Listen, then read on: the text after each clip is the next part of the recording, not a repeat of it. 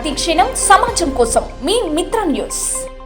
చోళరాజుల కాలం నుండి అనగా దాదాపు 1000 సంవత్సరాల చరిత్ర ఉన్న జడ్చర్ల శ్రీ వెంకటేశ్వర స్వామి ఆలయంలో ఉన్న ఎంతో పవిత్రమైన కోనేరు నేడు ఆదరణకు నోచుకోవడం లేదని, చివరిగా కోనేరును మూసివేసే ప్రయత్నాలు జరుగుతున్నాయని ప్రముఖ సామాజికవేత్తలు అనిల్ కుమార్ అయ్యన్న ఆరోపించారు. గురువారం మిత్ర న్యూస్ ఛానల్ ప్రతినిధితో వారు మాట్లాడుతూ, కోనేరులో చెత్తా చెదారాలు వేస్తున్నారు, తద్వారా కోనేరు మూసుకుపోతుందని, భవిష్యత్తులో కోనేరును మట్టితో పూడ్చివేసే ప్రయత్నాలు జరుగుతున్నాయని వారు ఆరోపించారు.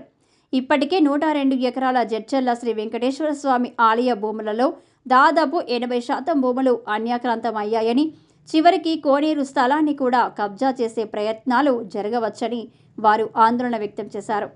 ఇప్పటికైనా స్థానిక ఎమ్మెల్యే అనిరుద్ రెడ్డి శ్రీ వెంకటేశ్వర స్వామి ఆలయ భూముల విషయంలో, కోనేరు విషయంలో ప్రత్యేక శ్రద్ధ చూపించి దేవాలయ భూములను కాపాడాలని వారు కోరారు. అంతేకాక గతంలో ఆలయ భూములను విక్రయించిన వారిపై న్యాయపరమైన పోరాటాలు చేస్తున్నామని, భవిష్యత్తులో బాధ్యులైన వారిపై చట్టరీత్యా చర్యలు తప్పవని వారు తెలిపారు.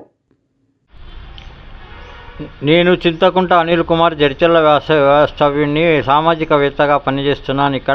ఇక్కడ 1000 సంవత్సరాల యొక్క చరిత్ర కలిగినటువంటి చోళరాజుల కాలం నాటి శ్రీ లక్ష్మీ వెంకటేశ్వర స్వామి ఆలయం ఉంది.